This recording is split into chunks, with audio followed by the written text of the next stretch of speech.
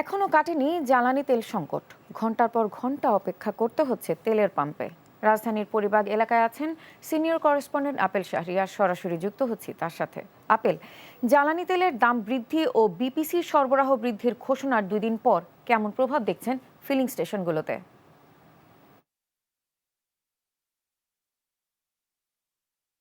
তেলের সরবরাহ স্বাভাবিক থাকলেও এখনও যে ফিলিং স্টেশনগুলোর যে যানবাহনের যে চাপ সেটি কিন্তু এখনও কমেনি।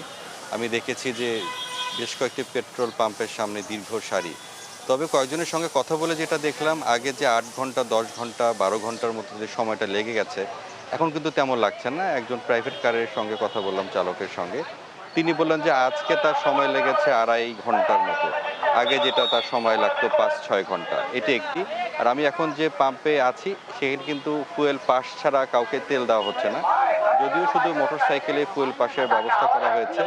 তবে এখানকার যারা এসছেন তেল নিতে, তবে ভোগান্তির যে কথাটা অন্যান্য জায়গায় যে চিত্র যেটি দেখা যাচ্ছে, যে যেহেতু সরবরাহ বাড়ছে এবং তেলের দামও বাড়িয়ে দেওয়া হয়েছে, পর্যাপ্ত তেল যাতে পাওয়া যায় সেটি নিশ্চিত অনুরোধ জানিয়েছেন গ্রাহকরা।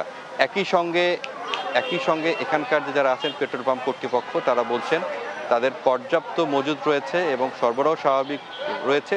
যারা এখানে তেল নিতে আসছেন তারা যাতে প্যানিক বাইং যেটা বলা হচ্ছে সরকারের পক্ষ থেকে, যে আসলে অনেকটা আতঙ্কিত হয়ে যে তেল নেওয়া, সেটি যাতে না নেওয়া হয় সেটি কিন্তু অনুরোধ জানানো হয়েছে। তবে যেহেতু তেলের দাম বাড়ানো এবং সরবরাহ আরও বাড়িয়েছে সরকার, হয়তোবা আর কিছুদিনের মধ্যে সেই প্রভাবটি আসলে পেট্রোল পাম্পগুলোতে পড়বে। জানছিলাম জ্বালানি তেলের সরবরাহ পরিস্থিতি।